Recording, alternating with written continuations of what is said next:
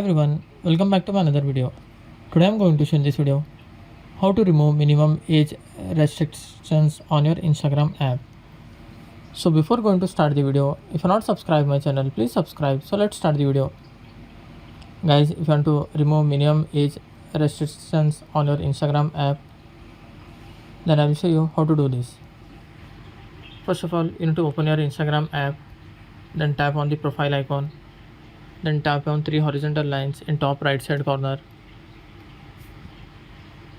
then scroll down.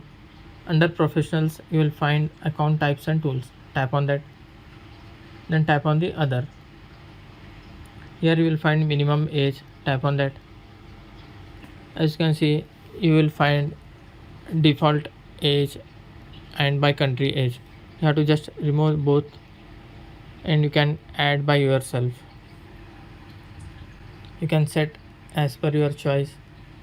Minimum age should be 13, or if you want to remove totally, just tap on remove, then go back.